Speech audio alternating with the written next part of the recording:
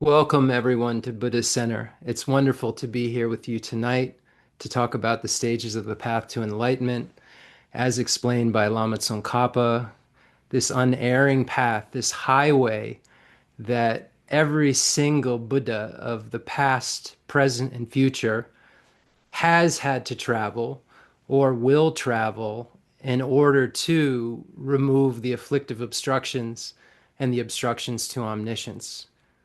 Because once that's done, one is called a Buddha. And this is what we're learning how to do. We're learning exactly what those beings who are Buddhas have done before in order to achieve that state of the highest amount of happiness and a complete freedom from suffering that never ends. So I feel so grateful to be able to explain a little bit of this distillation of the teachings that Lama Tsongkhapa has so kindly done for us. And I feel grateful that you're all here tonight to be able to listen to these teachings and to be able to share this experience with me. So before we get started or go any further, let's not waste our time, meaning let's try to take everything we can out of every moment that we have together tonight. And let's begin by what the Kadampa masters say is the most important thing to do in the beginning, and that's set a proper motivation. And the highest ideal in the universe, verse, according to Arya Nagarjuna in his commentary on the awakening mind, is this highest ideal is bodhicitta, this wish, this altruistic intention to become a Buddha, to achieve the highest enlightenment for the sake of all sentient beings. So let's just try to make our minds work for a moment like a bodhisattva's mind does every moment, day and night, with this thought that I'm here attending this teaching in order to achieve complete Buddhahood for the sake of all sentient beings. And luckily, the teaching that I'm attending contains every piece of information that I will need to know in a summarized fashion in order to achieve the state of a complete enlightenment or Buddhahood. So may I become a Buddha for the sake of all sentient beings. As Lord Maitreya says in the Abhisama Alamkara and defines bodhicitta as the altruistic intention to achieve Buddhahood, to achieve the highest enlightenment for the sake of all sentient beings. And now, with this incredible intention, let's imagine that those enlightened beings are in the space in front of us who've traversed this path that we're learning about to cheer us on, to be able to serve as role models, to show us that it can be done, to remind us of our own potential, to remind us that they too were exactly like we are now, just imbued with self-grasping ignorance and the self-cherishing attitude. Yet they, in dependence upon a path, were able to separate from all levels of those negativities, even their stains. So imagine those beings like Buddha Shakyamuni, of course, our teacher in the space in front of us, and any other enlightened master that you regard with veneration, other enlightened beings imagining His Holiness the Dalai Lama, Lord Chenrezig right in the space in front of us. And when we imagine our teachers, when Lama Tsongkhapa met with Arya Manjushri to find out if he had secured the view of emptiness, Arya Manjushri told him that he hadn't, and that he had to do some very specific things in order to arrive at the final view, arrive at the final understanding of emptiness. And he instructed Lama Tsongkhapa to see the teacher as inseparable from the deity. And we're so fortunate that we don't have to look too far. We have His Holiness the Dalai Lama in our world right now that we know is inseparable from Lord Chenrezig, inseparable from Shri Kalachakra, inseparable. Chenrezig emanating in our world right now. And we can see this one prime example of this inseparability and think in these ways. And think about our teachers. If you have a root lama, like I have a root lama, Namgyal Khensur Geshe Wangdak Rinpoche, that isn't a loose statement that I make. I was with him for 25 years. So imagining, Arya Manjushri said, imagine that the Lama is inseparable from the deity whenever you're doing all of your everything. One. Two, accumulate merit and purify your misdeeds. And we've been learning about that. We learned about that in the beginning of the third chapter of Bodhisattva Shantideva's Guide to the Bodhisattva's Way of Life, where we learned about the seven limb prayer and the limbs of accumulation and purification and increase. And we learned, in that second chapter, in the first few stanzas of the third chapter, how we would go about accumulating merit and purifying our misdeeds. One way in which we could go about doing that. And then Arya Manjushri instructed Lama Tsongkhapa to really pay attention to and gain the wisdom arisen from hearing, contemplation, and meditation related to the Nalanda Pandit's texts.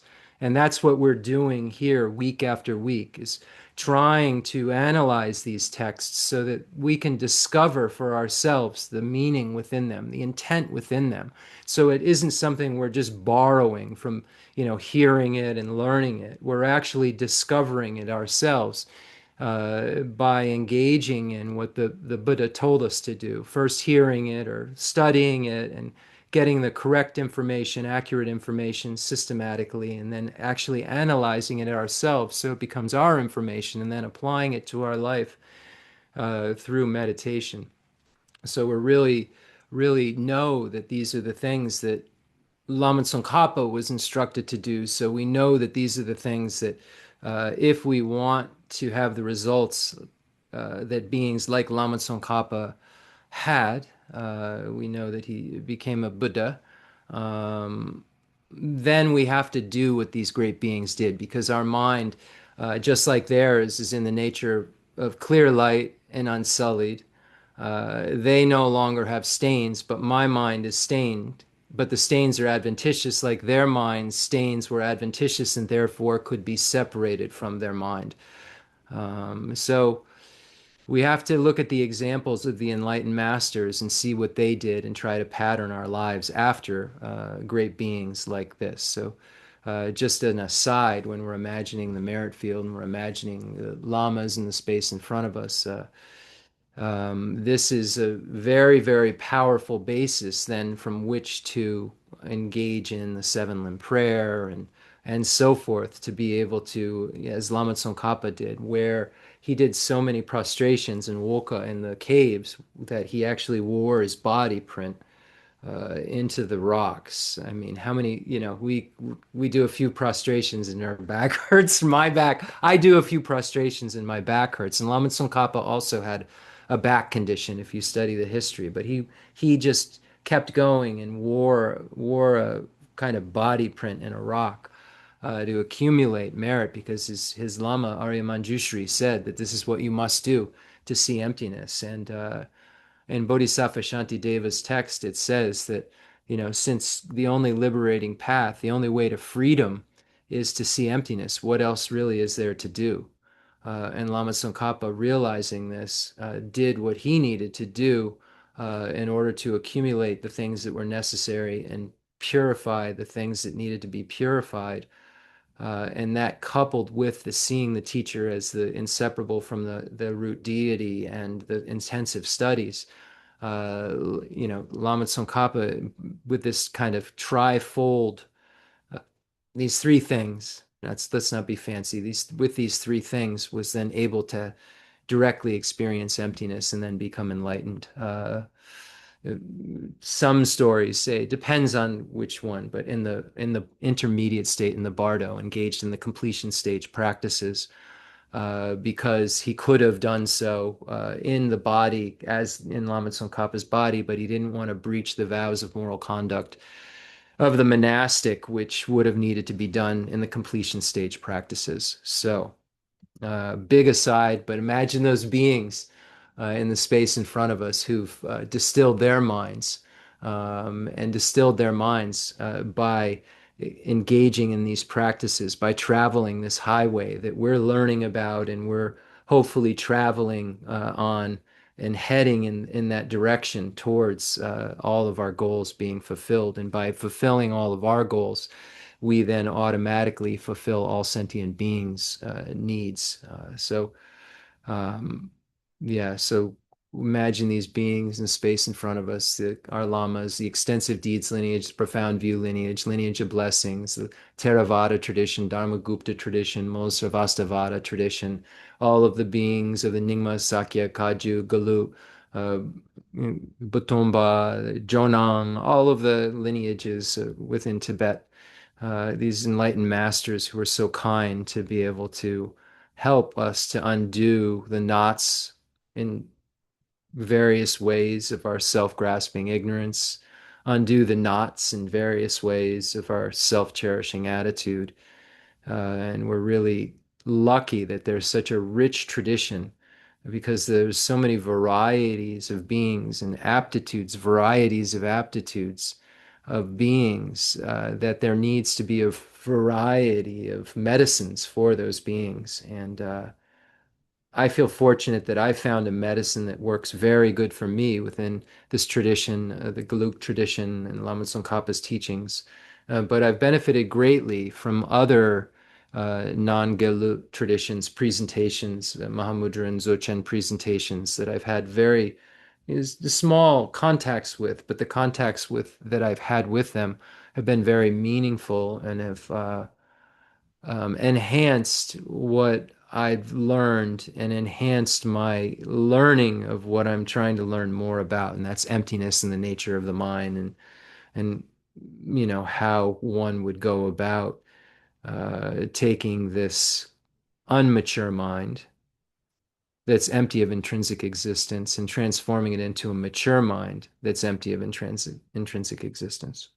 And those beings that we're talking about in all of the traditions and the Indian traditions and the Tibetan traditions and Japanese and Chinese and Thailand and Sri Lanka, and Burma, uh, all of the places where Buddhism ended up, all these traditions have various medicines for various beings. So imagine those beings in the space in front of us, all the way up to those teachings of highest yoga tantra and the four classes of tantra, the deities of action, performance yogic and highest yoga tantra, imagining the highest yoga tantra performance, action tantra, all the beings. Lama Tsongkhapa, Kirtup J, Joseph J, Basu Chuji, Jetson, Pension, Sonanjapa, Jayan, Sheba, Janja Rupi, Dorji, Gonpo, Jimmy Wampo, Jayan, Gabi Lodru, all these really incredible masters, all the Pension Lamas, all the Dalai Lamas. We've benefited so much from these beings, and we want to continue in all of our lives to benefit from their teachings. So let's just imagine they're here with us, and that we're telling our minds that these are our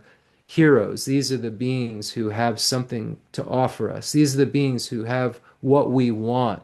So in all our lives, we never forget that these are the beings we want to connect with. This is what we want. We want to become enlightened. We want to get out of the prison of cyclic existence.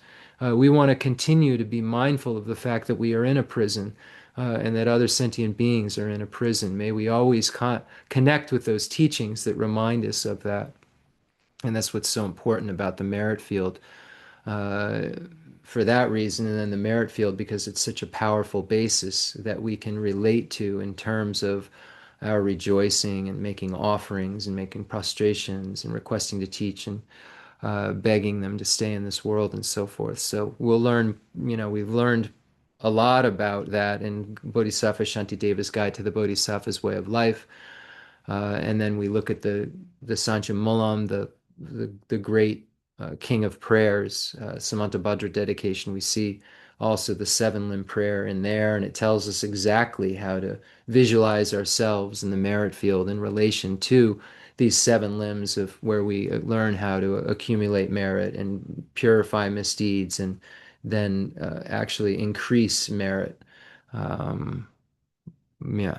So it's important that we rely on these real texts and we rely upon accurate information. We rely upon sutras and we rely upon authentic Indian commentaries and we rely upon authentic Tibetan commentaries. We don't rely upon just a little bit of information that we heard somewhere and then think we're an expert. You see all these books behind me. This is nowhere near the number of books that my teacher has read. But I was not someone who liked to read previously. But when I found something so interesting that could change my life and all of my lives and started to believe it, you betcha I started reading because it was the wisdom arisen from hearing, I was told, and learning that would be the needed thing to analyze and meditate on. There's nothing to do in meditation if you don't have information that's accurate and real solid information. And I've come to find that that information and the nuances within that information is really effective on changing my mind and effective because of the fact that it's coming from an unbroken lineage passed down from Buddha Shakyamuni. And the texts that I'm reading are authentic texts, aren't just kind of some new idea of trying to string together a bunch of different religions. It's actually authentic philosophical religious tradition that in the Indian context passed back, goes back in terms of from my teacher to Arya Nagarjuna, or my teacher to Arya Sangha, my teacher to Bodhisattva Shantideva, my teacher to Lord Buddha, Buddha Shakyamuni 2,600 years ago. So this is our family we're imagining, our spiritual family, and those that we want to keep being born around, if you will, their information and them in their, future manifestations. And we said we wanted to become a Buddha for the sake of all sentient beings. And, in the Sanchya Molam, in the beginning of it, it says in the language of God, in the language of gods, nagas, and yaksas, in the language of demons and of humans too, and however many kinds of speech there may be, I shall proclaim the Dharma in the language of all. So it says, Lai ke dan lu dan no jin ke drobon da dan mi ke nan dan drawa gunji dranan jitsam ba dan che ke du da gi chu den do. Just to leave the imprint in our mind of the Tibetan language. So we said we wanted to become a Buddha for the sake of all sentient beings. And of course, where all of those sentient beings are and what all of those sentient beings need is beyond my capacity at this point. But eventually, in reliance upon these practices, I'll be able to connect to every single sentient being in the universe and actually emanate, if the conditions are right, to wherever they are and help them in such a way to be able to move closer to discovering the truth of suchness that allows them to discover their own nirvana, discover their own non-abiding nirvana or Buddhahood. And so eventually we'll have this skill set. Eventually, even before we're a Buddha, we'll get better at helping more and more sentient beings and be able to produce more than this body to go help them. It sounds like a science fiction movie, but if you study this, it's logic and think about it logically and think about the lack of intrinsic existence. All of this is possible, but it takes studying to believe it. It's not like a brainwashing. And that's what's great about Buddhism. The Buddha said just like a goldsmith would cut, rub, and burn gold if he or she was in a bazaar or a kind of outdoor selling area where they were selling some really awesome gold and some fake gold. Somebody who cared about gold would make sure they got gold. And likewise, somebody who cares about your spiritual monopoly, um,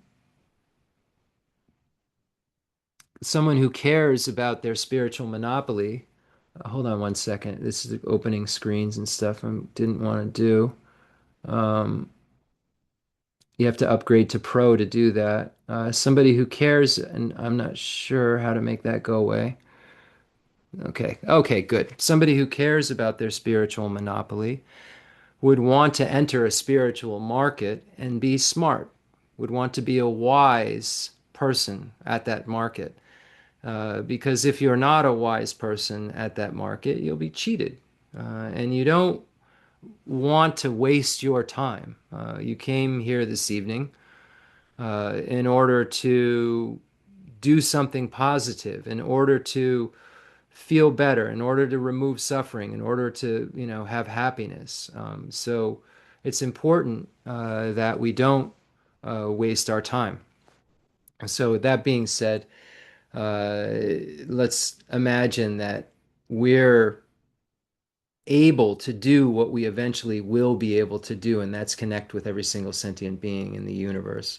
Let's imagine that we bring all of those beings that exist here, and when we look at Acharya Kamalashila's stages of meditation and the advice on bodhicitta, it says that it's so important that we imagine actual people that we know first, and then fill in the rest of all sentient beings so that it has an impact on our minds, and so that when we come in contact with them, we can see if, the impact is really working. It's easy to get compassion for people on Pluto who aren't irritating or who won't ever, test us.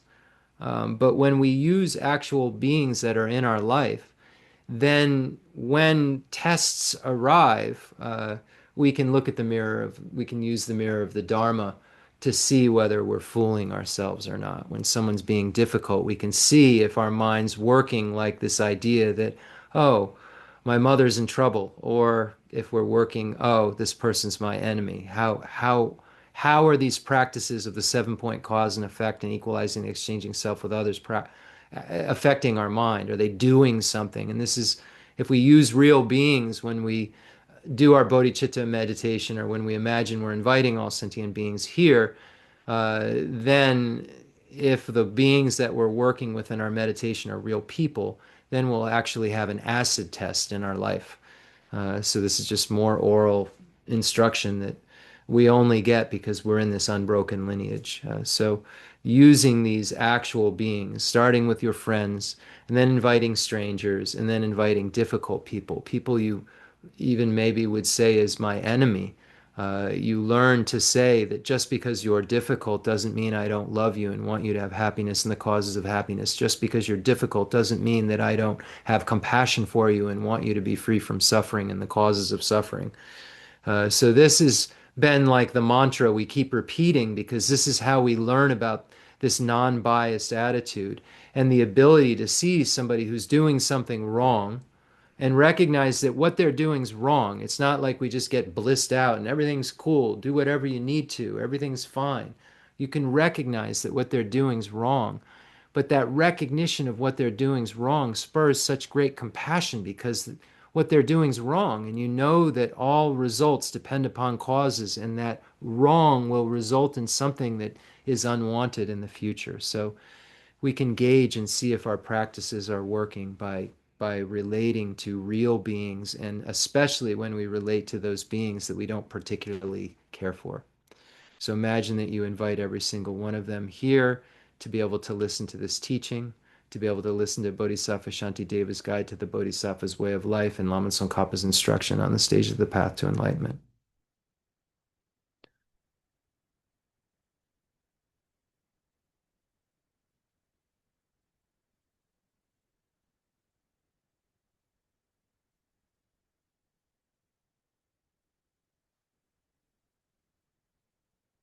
Now that every being in the universe is here, all of the enlightened beings and all sentient beings, now imagine that the space in front of us where all the enlightened beings are transforms into Rajagriha Vulture Peak Mountain, where the Heart Sutra, the second turning of the Wheel of Dharma, took place.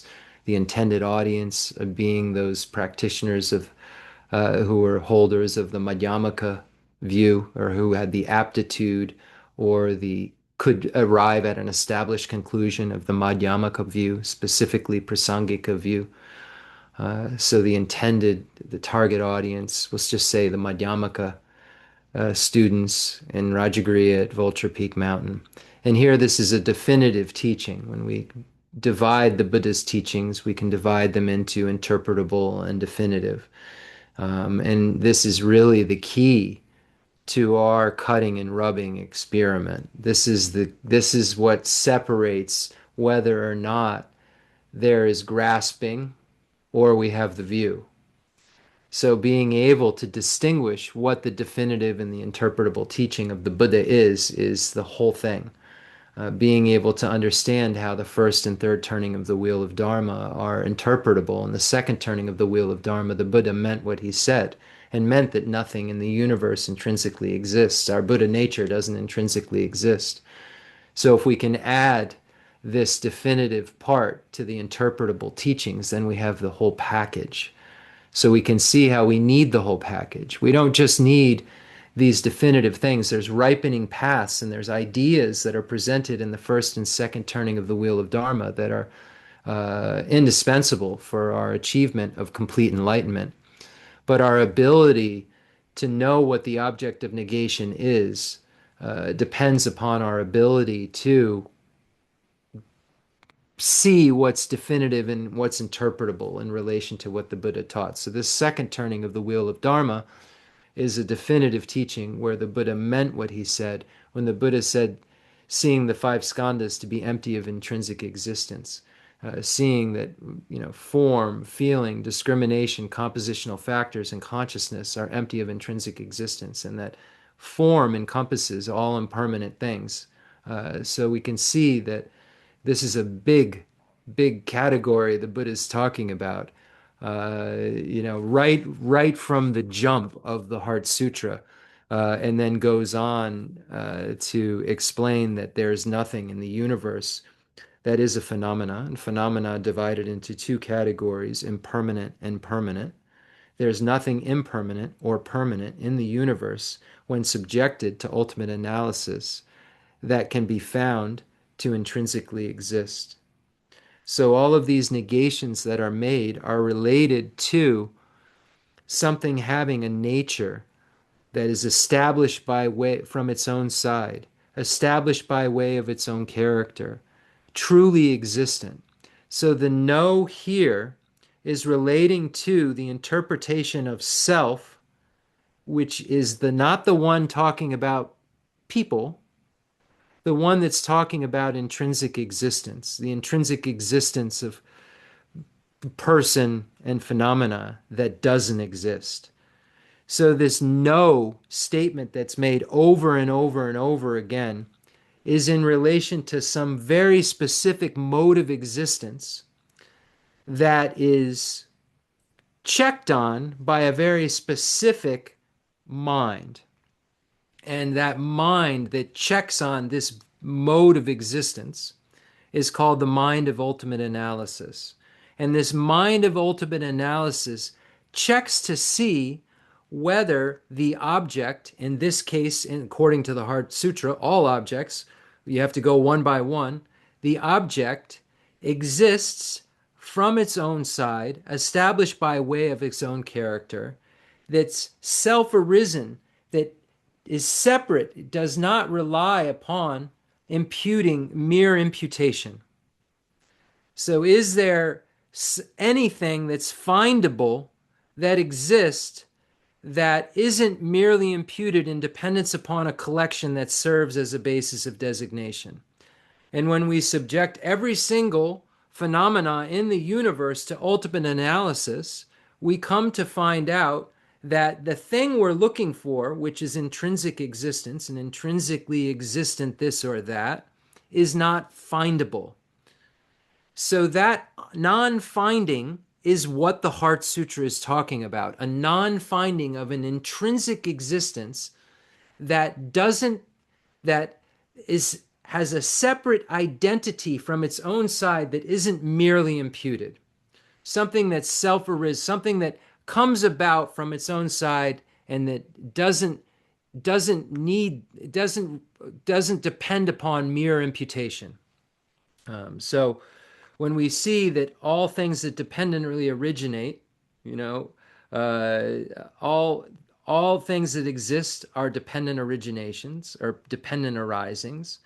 And we know that there's three levels of dependent arising. Dependent arising where results depend upon causes, dependent arising where wholes depend upon parts, and the final dependent arising where things depend upon mere imputation and dependence upon a collection that serves as a basis of designation, and that the imputed object or the designated object and the basis of designation or the basis of imputation are mutually exclusive.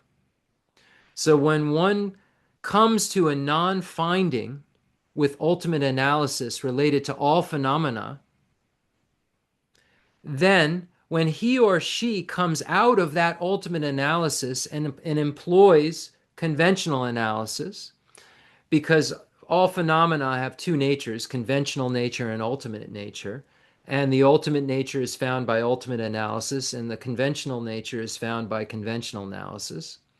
So when the ultimate analysis is unemployed, that had a non-finding of intrinsic existence, then the conventional analysis that then takes over can turn towards that previous experience that the I had of not finding intrinsic existence, even though the I was relying on a separate kind of mind, the mind of ultimate analysis, and rely upon that information that was found to say that if the mode of existence is an intrinsic existence, because ultimate analysis found that out, then there has to be a harmony that takes place because things exist.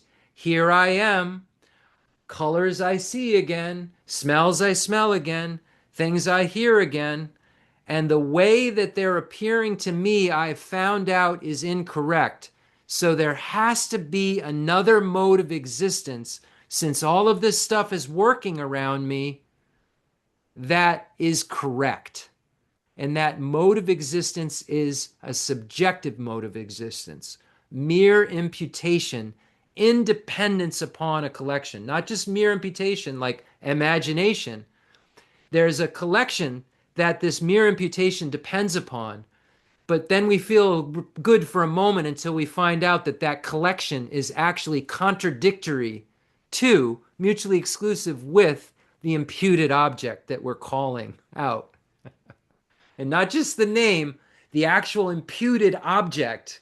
Like we're sitting in the car, not just the name car is the problem, but the imputed object car, because the car we're sitting in is appearing intrinsically existent, feeling intrinsically existent. The steering wheel, the minute we make contact with it, has this curvature, this tactile sensation of intrinsic existence that's taking place when our fingers touch it, and then our mind says, oh, that's soft, or oh, that's round. There's all just this appearance of intrinsic existence that's taking place.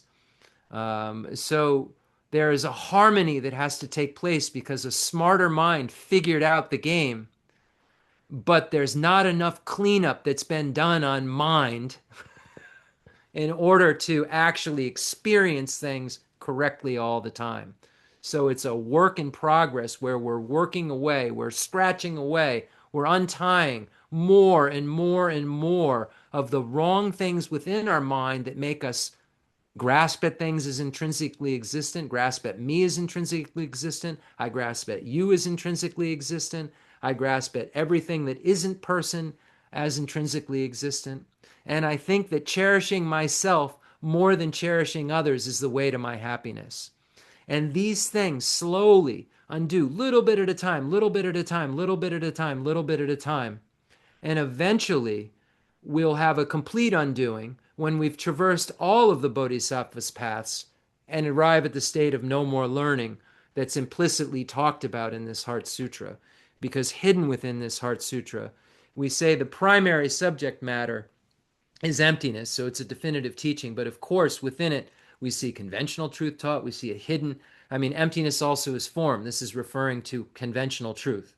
We see hidden within it the stages of the five paths, and then even hidden within the mantra, the five paths of path of accumulation, gate, path of preparation, gate, path of seeing, paragate, path of meditation, parasamgate, path of no more learning, bodhisoha. So yeah, we've got a lot of stuff to untangle, but the biggest thing we have to untangle is our mind, the mess of our mind. And this information, allows us to conceptually play and undo and untie these things. And eventually, the conceptuality is no longer employed, and there's a direct experience of the nature of reality that occurs. And then back to, the way things looked with a better apprehension of them because you know better.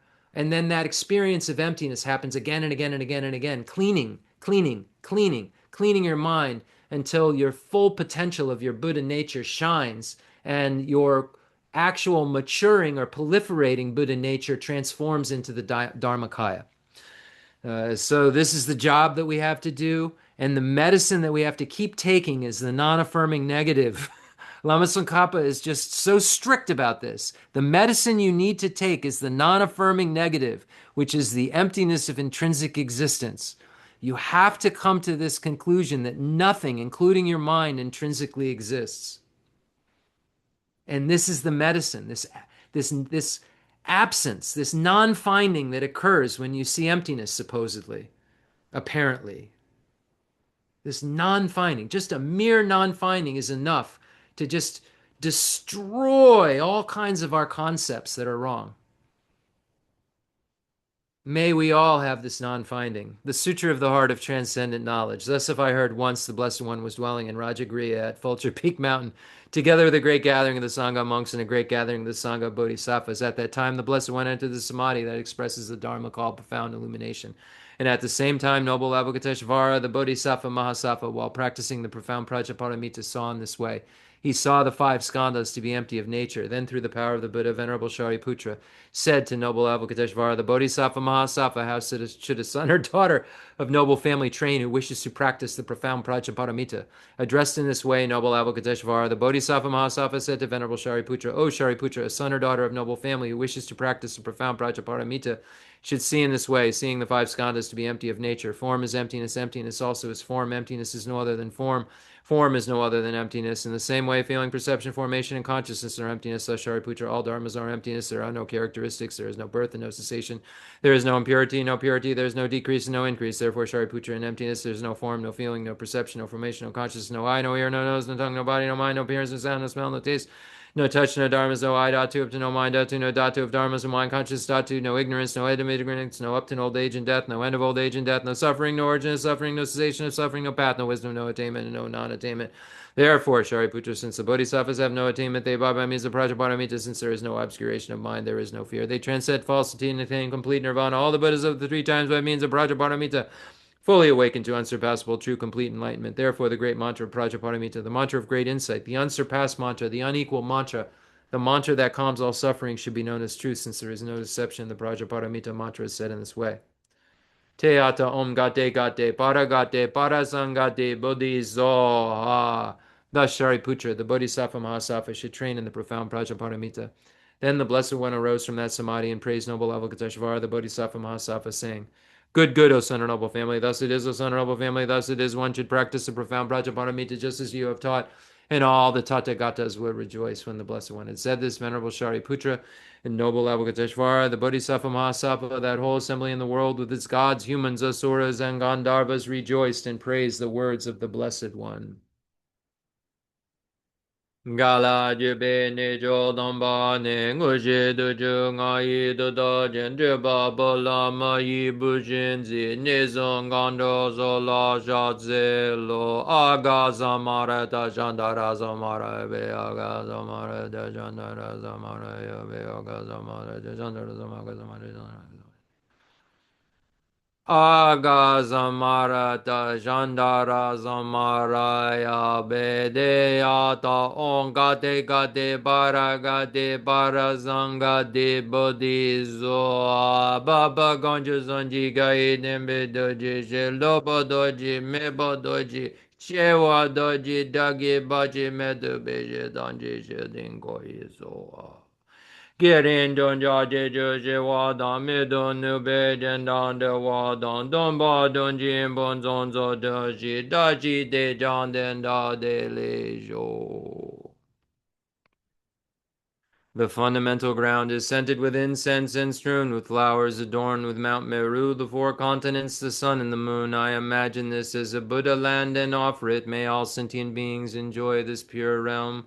Holy Lamas high, wrap the sky of your Dharma bodies in massive clouds of knowledge and love, and let them pour upon the earth of your disciples as we are ready.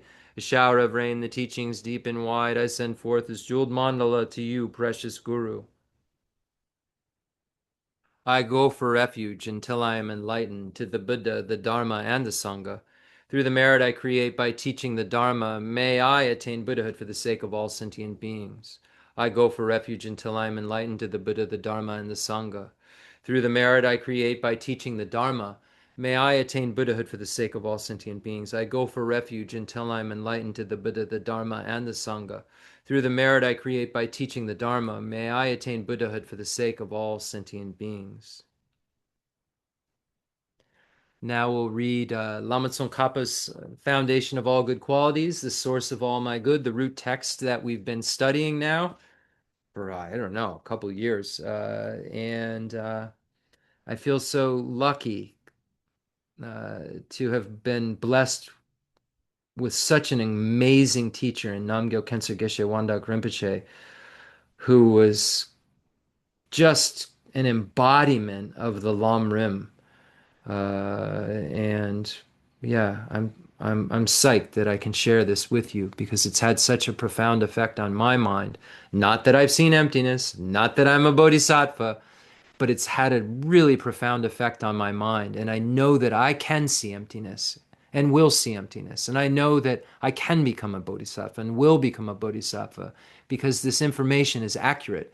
It's complete information. It's accurate information. It's systematic information. It's not wishy-washy information. It's not information that, oh, it's a little here and it's a little there. It's a little buffet. I like this. I like that part, but I don't like that part. It's systematic, accurate, complete information that if you listen correctly, as we've talked about, the proper way to listen to a teaching, like you're in a doctor's office and you're, you know, have a major illness and the doctor's about to tell you about it, to tell you what the cure is.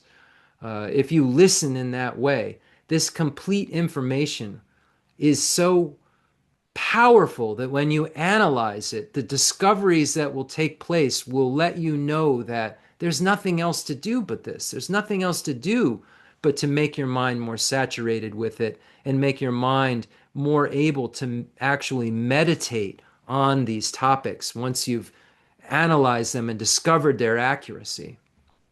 Yeah. But not until then. Not to be a foolish person, not to just blindly follow anything, not to just hear some soundbite and think that it's okay, not to just hear a 2-minute clip and think that you've understood Buddhism. Putting the work in to make the most sophisticated result occur in the universe. And everyone knows to make a sophisticated result occur, sophisticated causes have to happen. If since beginningless time we haven't gotten this right and we aren't enlightened yet, then it means that our mind has been so bent and wrong for so long that the untangling information is going to need to be super sophisticated because we have a super sophisticated, self-grasping, self-cherishing mind that is convinced in a million ways that it's correct when it's wrong. And the undoing of it is possible if we undo it, but not if we just think it's going to take 5 or 10 minutes or a week or 2 weeks.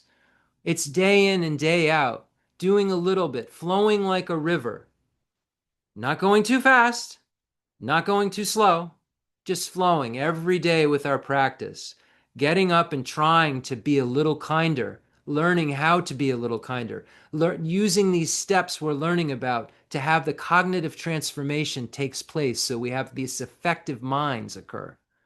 The effective minds of compassion and bodhicitta and so forth. It's every day scratching away at the mess, scratching away at the mess. Our Buddha nature is so shrouded. Our mind, all these stains that are covering our full potential are thick and they require so many kinds of detergents of teaching to clean.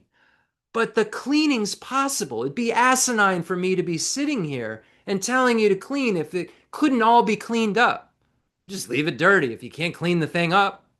But this mind of ours can be cleaned to perfection. And when that occurs, bliss nonstop occurs and reliability occurs 24/7 for everyone in the universe. And this sounds like, oh, it sounds like a fairy tale. Oh, it sounds like this guy is like out there. But no, this is from systematic studies and something that I could sit down and explain, not something that's just like out there and just touch the light and feel the bliss and be one with the this. And it just doesn't, none of these words, they don't mean anything. We say these things and, oh, I feel like I'm one. What are you talking about? Until someone yells at you, and then you're definitely, there's not yours too. There's definitely two, because the Buddhas help, the Buddhas see us dualistically. The Buddha doesn't see us as one. How would he help us? We all have a lot of different problems. The source of all my good. The source of all my good is my kind Lama, my Lord. Bless me first to see to taking myself to him in the proper ways, the very root of the path, and grant me then to serve and follow him with all my strength and reverence. Him or her, many incredible female Buddhas teaching in the world right now. So Lama Tsongkhapa's teachers were male. So this, and here, and even in the, yeah. So this is why it's translated like this. Bless me first to realize that the excellent life of leisure I found just this once is ever so hard to find and ever so valuable. Grant me then to wish and never stop to wish that I could take its essence night and day. My body and the life in it are fleeting as the bubbles in the sea froth of a wave. Bless me first thus to recall the death that will destroy me soon, and help me find sure knowledge that after I've died, the things I've done, the white or black, and what those deeds will bring to me, follow always close behind, as certain as my shadow. Grant me then ever to be careful to stop the slightest wrongs of the many wrongs we do, and try to carry out instead each and every the good of the many that we may. Bless me to perceive all that's wrong with the seemingly good things of this life. I can never get enough of them. They can't be trusted. They're the door to every pain I have. Grant me then to strive instead for the happiness of liberation. Grant that these pure thoughts may lead me to be watchful and recall what I should be doing. Grant me to give the greatest care to make the vows of morality, the Pradamoksha vows, the essence of my practice. They are the root of Buddha's teachings. I have slipped and fallen into the sea of this suffering life. Bless me to see that every living being, everyone my own mother, has fallen into. Grant me then to practice the wish for enlightenment, to take on myself the task of freeing them all. And of course, this is where we're at right now in the text. We're describing how we generate aspirational bodhicitta. We're going through the instructions. We already went through the 7-point cause and effect for realizing the mind that aspires to enlightenment. And now we're looking at equalizing and exchanging self with others practice, and that allows us to generate the mind that aspires to enlightenment, and looking at through the lens of Bodhisattva Shantideva's Guide to the Bodhisattva's Way of Life. Bless me to see clearly that the wish itself is not enough, for if I'm not well trained in the three moralities, I cannot become a Buddha. Grant me then a fierce resolve to master the Bodhisattva vows. Grant that I may quickly gain the path where quietude and insight join together, one which quiets my mind from being distracted to wrong objects, the other which analyzes the perfect meaning in the correct way. Grant that once I practice well the path shared and become a vessel that is worthy, I enter with perfect ease the way of the diamond, highest of all ways, holiest door to come inside for the fortunate and good. Bless me to know with genuine certainty that when I've entered thus, the cause that gives me both the high attainments is to keep my pledges and my vows most pure. Grant me then always to keep them, even if it costs my life. Bless me next to realize as well as I can the crucial points of both the steps, the essence of the secret ways. Grant me then to practice as the holy ones have spoken, putting all my effort in and never leaving off the practice of the 4 times highest that there is. Bless me, grant me that the spiritual friend who shows me this good road and all my true companions in this quest live long and fruitful lives. Bless and grant me that the rain of obstacles, things within me or outside me now, that outside me that could stop me now, stop and end forever. In all my lives, may I never live apart from my perfect lamas. May I bask in the glory of the Dharma. May I fulfill perfectly every good quality of every level and path, and reach then quickly the place where I become myself the one who holds the diamond, where I become myself a Buddha. And then I can then help all sentient beings and be the most reliable guide in the universe, and have uh, perfect bodies to, you know, perfect, to emanate, meaning like perfect for the recipient, exactly what they need. You can show up for them, you know. We always want to show up for the people that we care for, and the Buddhas show up for everyone at just the right time to help. And because there's such a tangled mess, sometimes it's just maybe even one lifetime, just saying one thing to stop one misdeed, so that some condition opens up of benefit to be able to discover the truth of suchness 5 lifetimes later. This is the kind of puzzle we're working with, and the sophistication that we're working with in terms of these previous lives and future lives. And the trick is that we want to do is to make sure that the practices that we're doing in this life and what we're learning in this life carry forward and don't just become back into the mishmash of beginningless time. So this will take some really concerted effort. So we've been looking at Lama Tsongkhapa's source of all my good. And we've been looking at it through the lens, almost backwards, because the source of all my good is just a summary of really the great treatise on the stage of the path to enlightenment by Lama Tsongkhapa and the great treatise on the stage of the tantric path to enlightenment.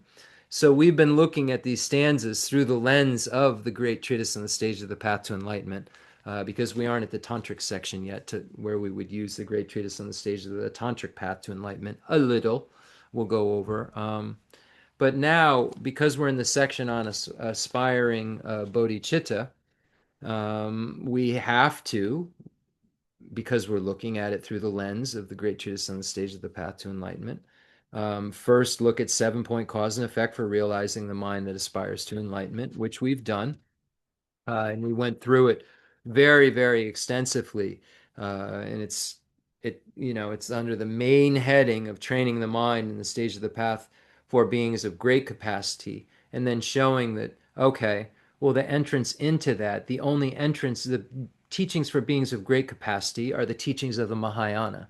The only entrance into the Mahayana is bodhicitta, because the Mahayana is a vehicle for bodhisattvas, is a path practiced by bodhisattvas, and you become a bodhisattva when you generate bodhicitta. That's what makes you a bodhisattva. That's what makes you a son or daughter of the Buddha, of the conqueror.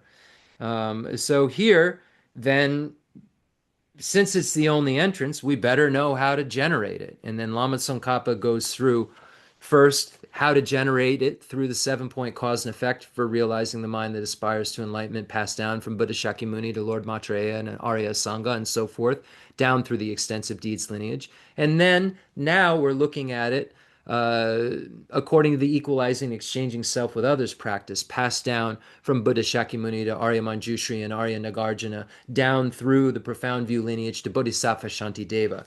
And this particular instruction, and then down through other masters, of course, but we're stopping at Bodhisattva Shantideva because this particular instruction on the equalizing and exchanging self with others practice, Lama Tsongkhapa is saying it's based on the teachings of the conqueror's child, Bodhisattva Shantideva.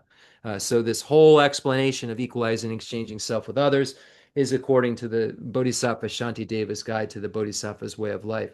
And we finished the first 5 chapters. So I've said that to accumulate merit, to be able to really give this teaching and then go into more commentaries, let's read the whole Bodhicharya Avatara first on Thursday nights. And then we'll get into more of Lama Tsongkhapa's and the Panchen Lamas and the Dalai Lamas and all the Namgyal, all the different commentaries we're going to get into. But let's first, hey, Lama Tsongkhapa is saying we're going to base this on Bodhisattva Shantideva's Guide. So let's read the Guide to the Bodhisattva's Way of Life. We know there are 10 chapters, and there's a couple of different ways that we can look at them. We can look at it the way that we've been explaining according to Zapatu Rinpoche in Minyak Konsan Sonam's commentaries and so forth, where we see that one quote, may the supreme jewel bodhicitta that has not arisen arise and grow, and may that which has arisen not diminish but increase forevermore. According to that lineage, you can explain how these 10 chapters fit into categories of first, how, the first 3 chapters dealing with someone who hasn't generated an awakening mind, how you generate bodhicitta. So this is that line, may the supreme jewel bodhicitta that has not arisen arise and grow. May it happen. And then the first 3 chapters, benefits of the awakening mind, disclosure of evil, and full acceptance of the awakening mind, deal with that first thing, someone who hasn't generated bodhicitta. The next 4 chapters of Bodhisattva Shantideva's Guide to the Bodhisattva's Way of Life deal with, once you've generated bodhicitta, how you don't lose bodhicitta. Arise and grow, and may that which has arisen not diminish. Okay, so not diminish, we see chapter 4, 5, and 6, conscientiousness, introspection, and patience show us how not to have the degeneration of our bodhicitta occur. And then but increase forevermore is the last line in that quote. And that's the next three chapters, 7, 8, and 9, of joyous perseverance, meditation, and wisdom. And then the dedication chapter, which is the 10th chapter, dedicates the merit created from generating bodhicitta, it not diminishing and it increasing. So this is how, with that one stanza, you could explain and summarize how these 10 chapters of Bodhisattva Shantideva's text work. Another way to explain it is according to uh, the preliminaries and then the practice of the six perfections. So the benefits of the awakening mind, a convincing of the benefits of getting this mind that aspires to enlightenment. So you imbue your mind with this idea that I should. And then the disclosure of evil chapter, and then the first few stanzas, maybe 7 or 10, I don't know, of the full acceptance of the awakening mind chapter, show us how to generate and accumulate merit that's necessary in order to generate bodhicitta. So we find the seven limb prayer in this disclosure of evil and full acceptance of the awakening mind, the seven limb prayer of prostration, offering, confession, rejoicing, requesting, entreating, and dedication. So we find the seven limb prayer presented there because we need to accumulate merit, we need to purify in order to generate bodhicitta. Remember what Arya Manjushri said to Lama Tsongkhapa: you need to accumulate merit and you need to purify in order to, he was speaking about see emptiness. And every realization we have, we need this purification and accumulation of merit aspect. So here in the other commentaries, it says you learn about the benefits and then you accumulate the merits that are possible, that make it possible to generate bodhicitta. And then the full acceptance of the awakening mind is how you actually do it. And then the next parts deal with the six perfections and the perfection of generosity, the perfection of ethics, the perfection of patience, the perfection of joyous perseverance, the perfection of meditation, and then the perfection of wisdom. So there's not a specific chapter about the perfection of generosity because it's everywhere all throughout the guide. So the commentaries say that. And then when we look at the perfection of ethics, ethical behavior, we see that we find that in the section on conscientiousness and guarding alertness or introspection. So we would have this, these benefits of the awakening mind, the disclosure of evil, the accumulation of merit through the seven limb prayer, the generation of bodhicitta. And then now, once you're a bodhisattva, what do? Well, then you engage in the six perfections. You engage what's called engaged bodhicitta. One is saying, I wish to go. The other is going, if we're looking at it in terms of taking a trip. I wish to become a Buddha for the sake of all sentient beings, versus the engaged form where you're actually doing it. You're engaging in generosity, ethics in relation to other sentient beings, and patience and effort and so forth. So there's not a separate thing, the separate chapter for the perfection of generosity.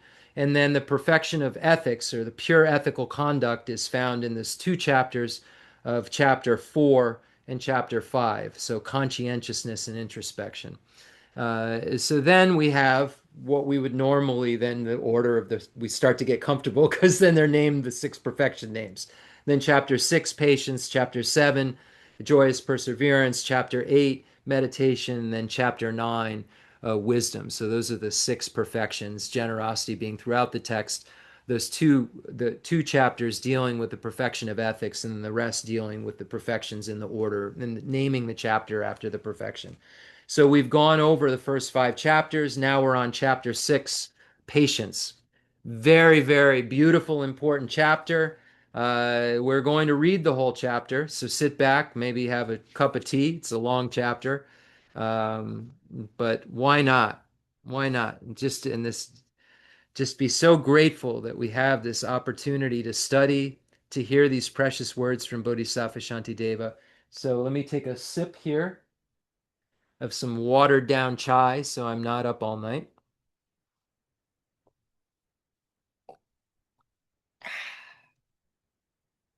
That's what Rinpoche always did after he took a sip of anything. And then he would say, like, oh, delicious, or something else. All right. So, again, this is for all of you who are counting, the third perfection. So, the perfection of generosity is the first perfection, scattered throughout the text. The perfection of ethics is the second perfection.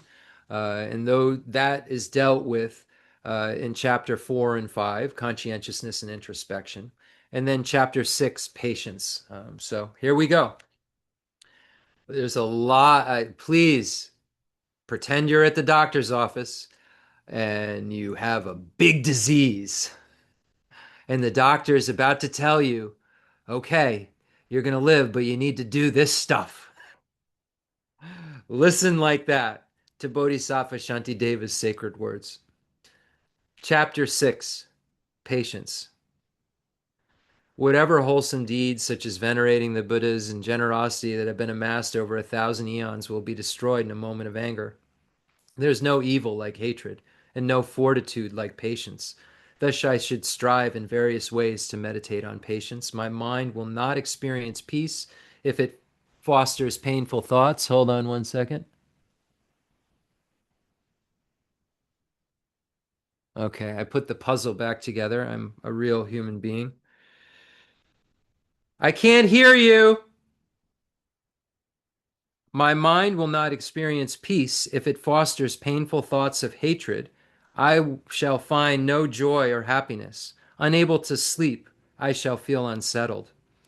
A master who has hatred is in danger of being killed, even by those who for their wealth and happiness depend upon their kindness. By it, friends and relatives are disheartened.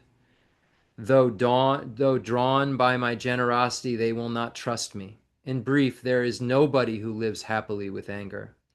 Hence, the enemy, anger, creates suffering such as these.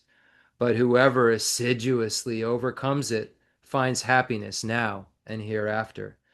Having found its fuel of mental unhappiness in the prevention of what I wish for, and in doing of what I do not want, hatred increases and then destroys me. Therefore, I should totally eradicate the fuel of this enemy, for this enemy has no other function than that of causing me harm. Whatever befalls me, I shall not disturb my mental joy. For having been made unhappy, I shall not accomplish what I wish, and my virtues will decline. Why be unhappy about something if it can be remedied? And what is the use of being unhappy about something if it cannot be remedied? For myself and for my friends, I want no suffering, no disrespect, no harsh words, and nothing unpleasant. But for my enemies, it is the opposite. The causes of happiness sometimes occur, but the causes for suffering are very many. Without suffering, there is no renunciation. Therefore, mind, you should stand firm. If some ascetics and the people of Karnapa endure the pain of cuts and burns for no reason, then for the sake of liberation, why have I no courage? There is nothing whatsoever that is not made easier through acquaintance. So, through becoming acquainted with small harms, I should learn to patiently accept greater harms. Who has not seen this to be so with trifling sufferings such as the bites of snakes and insects, feelings of hunger and thirst, and with such minor things as rashes? I should not be impatient with heat and cold, wind and rain, sickness, bondage, and beatings, for if I am, the harm they cause me will increase. Some, when they see their own blood, become especially brave and steady, but some, when they see the blood of others, faint and fall unconscious. These reactions come from the mind being either steady or timid. Therefore, I should disregard harms caused to me and not be affected by suffering. Even when the wise are suffering, their minds remain very lucid and undefiled. For when war is being waged against the disturbing conceptions, much harm is caused at the time of battle. The victorious warriors are those who, having disregarded all suffering, vanquish the foes of hatred and so forth. Common warriors slay only corpses. Furthermore, suffering has good qualities. Although through being disheartened with it, arrogance is dispelled. Compassion arises for those in cyclic existence. Evil is shunned, and joy is found in virtue. As I do not become angry with great sources of suffering such as jaundice, then why be angry with inanimate creatures? They too are provoked by conditions. By animate creatures, they too are provoked by conditions. Although they are not wished for, these sicknesses arise. And likewise, although they are not wished for, these disturbing conceptions forcibly arise. Without thinking, I shall be angry, people become angry with no resistance. And without thinking, I shall produce myself, likewise, anger itself is produced. All mistakes that are, and all the various kinds of evil, arise through the force of conditions. They do not govern themselves. These conditions that assemble together have no intention to produce anything, and neither does their product have the intention to be produced. That which is asserted as primal substance and that which is imputed as a self, since they are unproduced, do not arise after having purposefully thought, I shall arise in order to cause harm.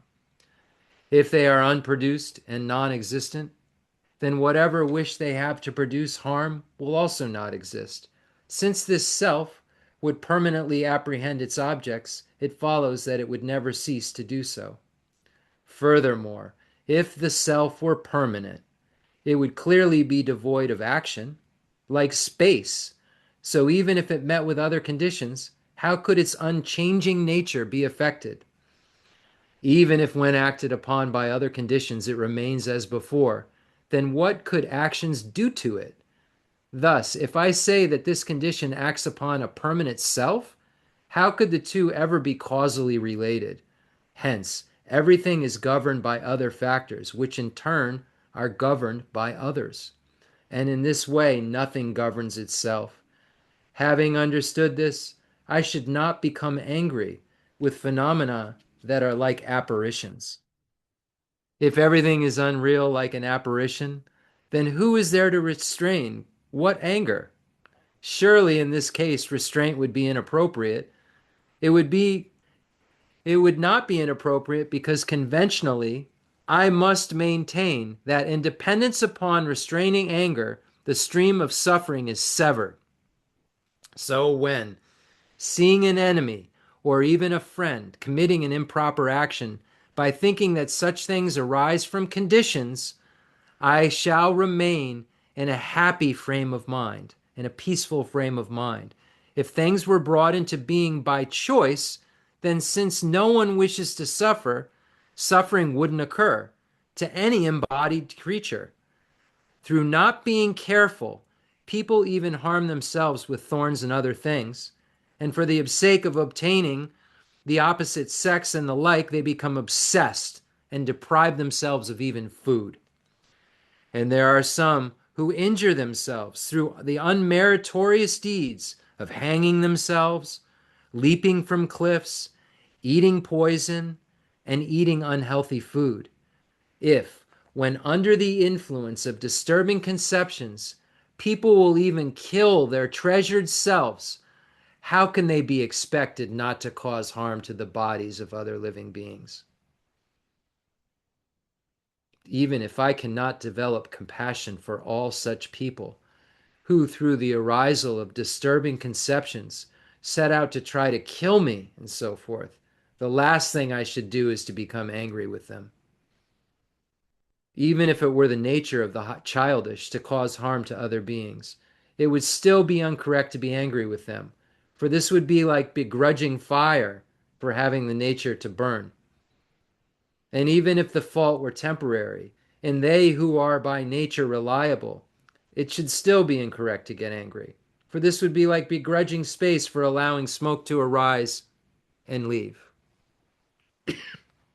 If I become angry with the wielder, although I am actually harmed by his or her stick, then since he too is secondary, being in turn incited by hatred, I should be angry with his hatred instead. Previously, I must have caused similar harm to other sentient beings. Therefore, it is right for this harm to be returned to me who is the cause of injury to others. Both the body, both the weapon and my body are the causes of my suffering. Since he gave rise to the weapon and I to the body, with whom should I be angry? If in blind attachment I cling to this suffering abscess of a human form, which cannot bear to be touched, with whom should I be angry when it's hurt? It is the fault of the childish that they're hurt, for although they don't wish to suffer, they are greatly attached to its causes. So why should they be angry with others? Just like the guardians of hell worlds and the forest of razor-sharp leaves, so is this suffering produced by my actions. With whom, therefore, should I be angry?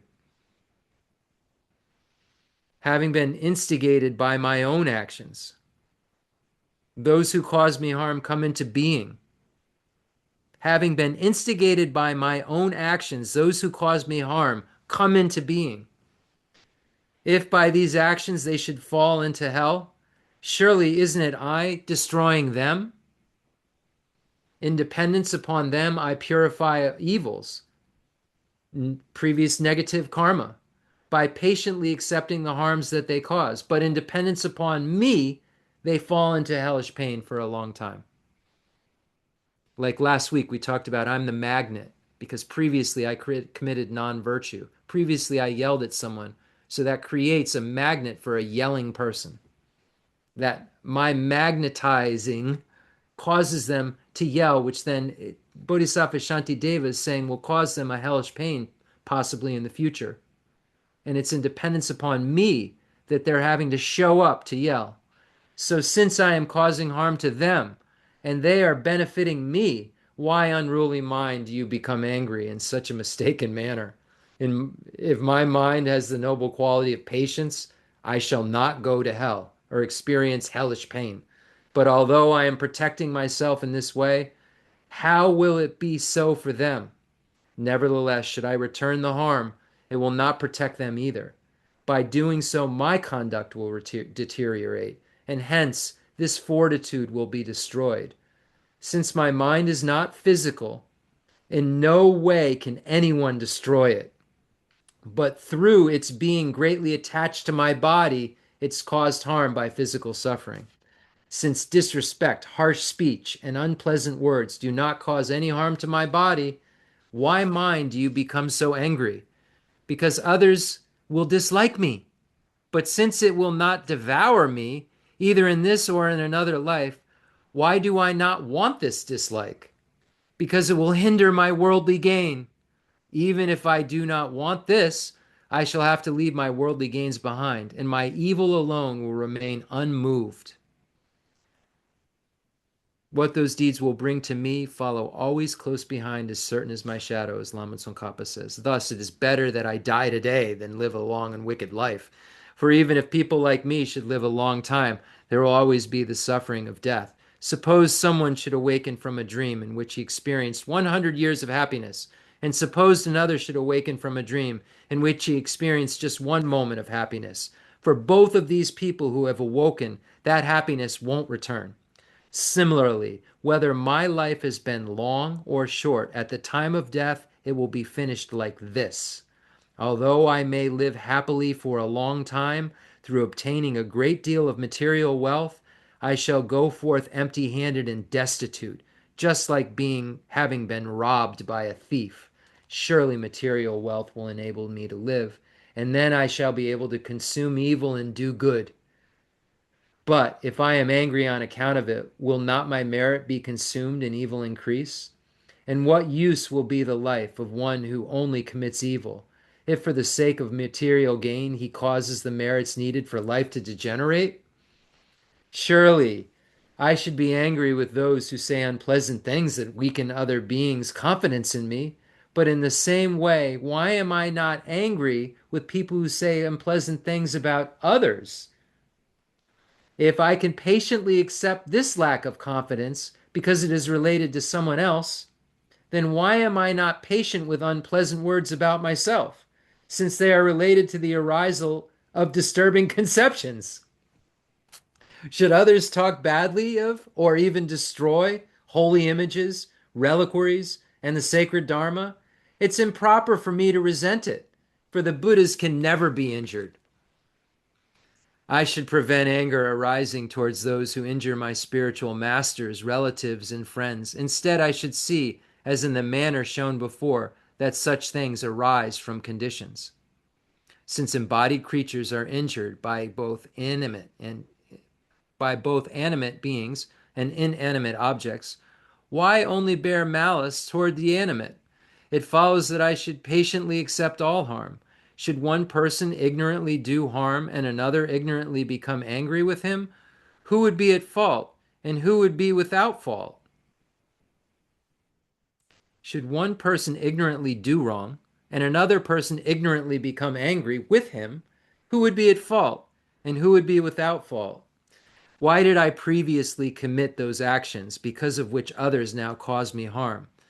Since everything is related to my actions, why should I bear malice towards these enemies? When I have seen this to be so, I should strive for what is meritorious in order to certainly bring about loving thoughts between all. For example, when a fire in one house has moved into another house, it is right to get rid of the straw and such things that will cause the spread of the fire.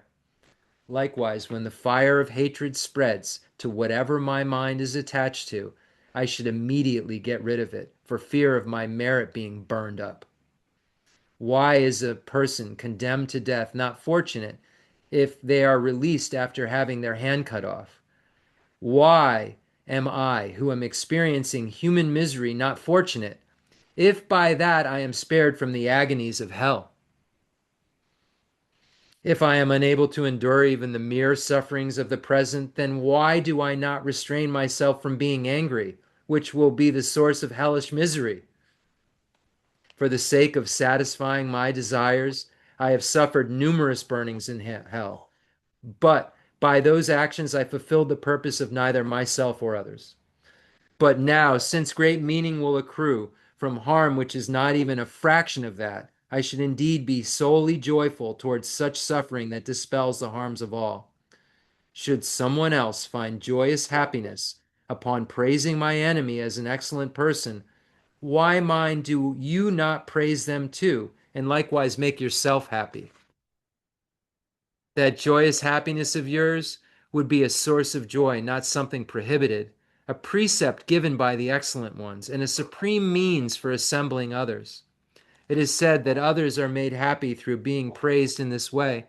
But if in this way you do not want them to have this happiness, then, since it makes them happy, you should cease giving wages and the like to your servants, and you should be adversely affected both in this and future lives. When people describe my own good qualities, I want others to be happy too. And when they describe the good qualities of others, I do not wish to be happy myself. Having generated the awakening mind through wishing all beings to be happy, why should I become angry if they wish some happiness just for themselves? If I wish for all sentient beings to become Buddhas worshipped through the three realms, then why am I tormented when I see them receiving mere mundane respect? If a relative for whom I am caring and to whom I must give many things should be able to find their own livelihood, wouldn't I be happy rather than angry? If I do not wish for beings to have even this, how can I wish for them to awaken? And where is there an awakening mind in him who becomes angry when others receive things? What does it matter if my enemy is given something or not, whether he obtains it or she obtains it, or whether it remains in the benefactor's house? In either case, I don't get something. So why, by becoming angry, do I throw away my merit? The merit others have, the faith others have in me, and all my good qualities. Tell me, why am I not angry with myself for not having the causes for gain?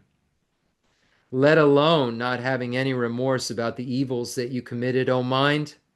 Why do you wish to compete with others who have committed meritorious deeds? Even if your enemy is made unhappy, what is there for you to be joyful about? Your merely wishing for him to be hurt didn't cause him to be injured. And even if he or she does suffer as you wished, What is there for you to be joyful about if you say, "For I'm satisfied now"? How could there be anything more wretched than that? This hook cast by the fishermen of disturbing conceptions is unbearably sharp. Having been caught on it, it is certain that I shall be cooked in the cauldrons by the guardians of hell. The honor of praise and fame will not turn into merit nor life. It will give me neither strength nor freedom from sickness and will not provide any physical happiness. If I were aware of what held meaning for me, what value would I find in these things? If all I want is a little mental happiness, I should just devote myself to gambling, drinking, and so forth. If for the sake of fame I give away my wealth or get killed myself, what can the mere words of fame do then? Once I have died, to whom will they give pleasure? When their sand castles collapse, children howl in despair. Likewise, when my praise and reputation decline, my mind becomes like a little child. Since short-lived sounds are inanimate, they can't possibly think of praising me. The sound itself isn't thinking I'm praising. But as it makes the bestower of praise happy, my reputation is a source of pleasure for me. But whether this praise is directed at myself or someone else, how shall I be benefited by the joy of he who bestows it? Since that joy and happiness is his alone, I shall not obtain even a part of it. But if I do not find happiness in his happiness, then surely I should feel the same way towards all. And if this were so, then why am I so unhappy when others find pleasure in that which brings them joy? Therefore, the happiness that arises from thinking I am being praised is invalid. It is only the behavior of a child. Praise and so forth distract me and also undermine my disillusion with cyclic existence. I start to envy those who have good qualities, and all the very best is destroyed. Therefore, are not those who are closely involved in destroying my praise and the like also involved in protecting me from falling into the unfortunate realms? I, who am striving for liberation, do not need to be bound by material gain and honor. So why should I be angry with those who free me from this bondage? Those who wish to cause me suffering are like the Buddhas bestowing waves of blessings as they open the door for my not going to an unfortunate realm. Why should I be angry with them? But what if someone should obstruct my gaining merit? With him, too, it is incorrect to be angry, for since there is no fortitude similar to patience, surely I should put this into practice right now. It is due to my own failings. I am not patient with this enemy. Then it is only I who am preventing myself from practicing this cause for gaining merit. If without it something does not occur, and if with it does come to be, then since this enemy would be the cause of my patience coming about, how can I say that they prevent it? A beggar is not an obstacle to generosity. So smart. When I am giving something away, a beggar is not an obstacle to generosity when I'm giving something away.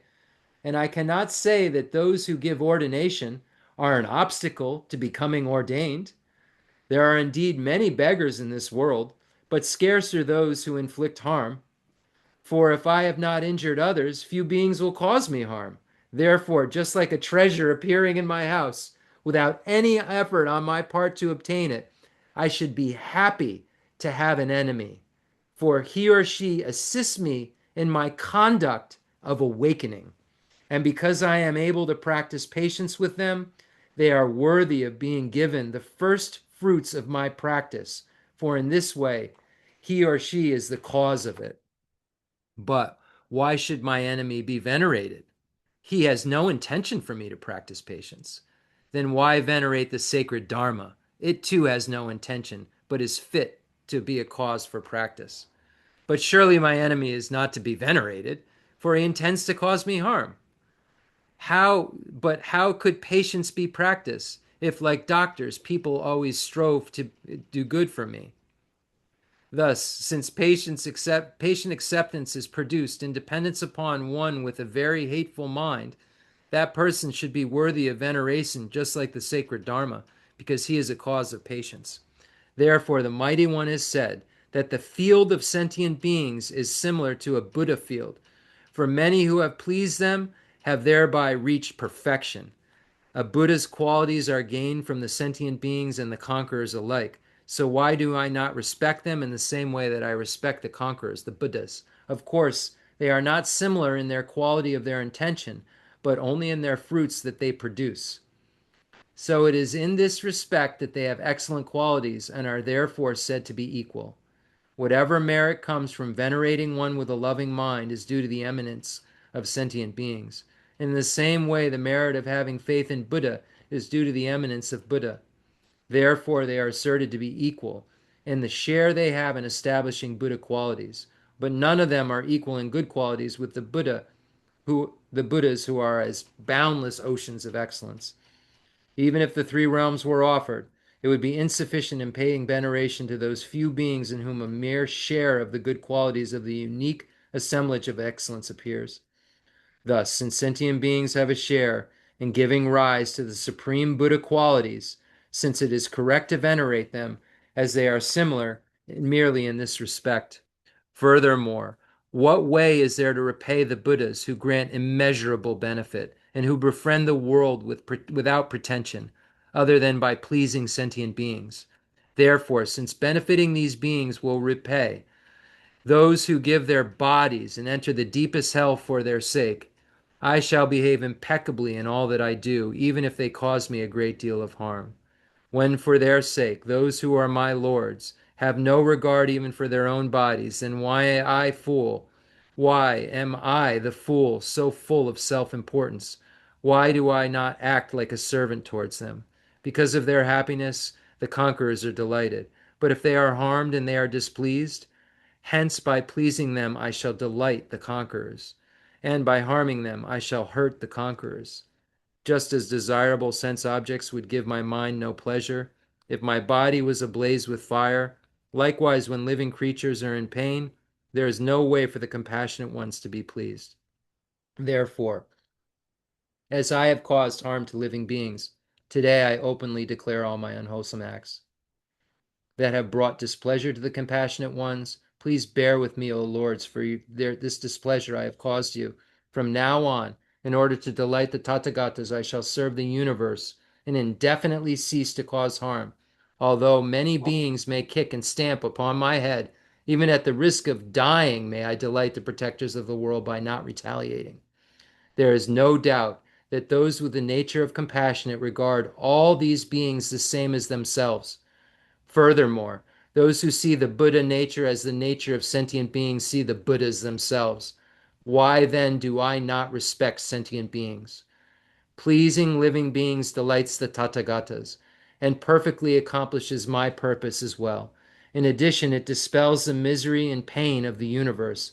Therefore, I shall always practice it. For example, should some of the king's men cause harm to many people, far-sighted men would not return the harm, even if they were able to do so. For they see that these men aren't alone, but are supported by the might of the king. Likewise, I should not underestimate weak beings who cause me a little harm, for they are supported by the guardians of hell and by the compassionate ones. So, behaving like the subjects of that fiery king, I should please all sentient beings. Even if such a king were to become angry, could he cause the pain of hell, which is the fruit I would have to experience by displeasing sentient beings? And even such a king were to be kind, he could not possibly grant me Buddhahood, which is the fruit I want to obtain and I obtain it by pleasing sentient beings. Why do I not see that the future attainment of Buddhahood, as well as glory, renown, and happiness in this very life, all come from pleasing sentient beings, while in cyclic existence, patience causes beauty, health, renown. Because of these, I shall live a very long time and win the extensive pleasure of the universal Chakra King. Okay, we did it. It's a long chapter. Thank you for your patience. Yeah, chapter 6. And let's dedicate this virtue. And yeah. And then for some of you are just getting up and it's the morning time, and some of you are be going to bed because it's the evening time. And I can say good morning and good evening, and both of those things can be right because time doesn't intrinsically exist. It only is merely imputed in dependence upon a collection that serves as a basis of designation. A collection of things like the sun coming up or the sun going down, the time on the clock saying it's morning or the time on the clock saying it's nighttime. And in dependence upon these bases of designation, I can impute morning or impute night, but there's no intrinsically existent morning or night, no intrinsically existent time. And that's why it works for me to say good morning and good night, because it's just merely a convention. Okay. Thought I'd throw that in at the end. What are we doing? We're dedicating. Thanks again. I feel so blessed to be able to even read this information. The fundamental ground is scented with incense and strewn with flowers, adorned with Mount Meru, the four continents, the sun, and the moon. I imagine this is a Buddha land and offer it. May all sentient beings enjoy this pure realm. I dedicate whatever virtues I've collected for the benefit of the teachings and of all sentient beings, in particular for the essential teachings of Venerable Losang Drakpa to shine forever. I send forth this jeweled mandala to you, precious Guru. Any mistakes that I made, may they be purified by the mantra of Vajrasattva. Om Benzo Sato Samayama Nivalaya Benzo Sato Zaina Vajita Didameva Zulgayameva Zubgayameva Hanaratimeva Sarvasiti Meva Savakama Suju Megidam Junguru Om. Ha Bhagavan Sarva Tathagata Benzamami Muka Benzababa Mahasamaya Safa Om Ve. Jarama Jarama Jajarama Junja Kala Rachama Rama Vachadaja Junja Rula Rula Hong Jo Hong. I dedicate all this virtue to emulate the knowledge of the hero Manjushri and likewise Samantabhadra as well, with whatever dedication is praised as supreme by all the conquerors who traverse the three times. I also dedicate all my roots of virtue for the sake of auspicious deeds. Through this virtuous action, may I quickly attain the state of a Guru Buddha and lead every being without exception into that enlightened state. May the supreme jewel bodhicitta that has not arisen arise and grow, and may that which has arisen not diminish but increase forevermore. In all my lives, may I never be separated from my perfect lamas. May I bask in the glory of the Dharma. May I fulfill perfectly every good quality of every level and path, and reach then quickly the place where I become myself, the one who holds the diamond from my two collections vast as space that I have amassed from working with effort at this practice for a great length of time. May I become the chief leading Buddha for all those whose mind's wisdom eye is blinded by ignorance.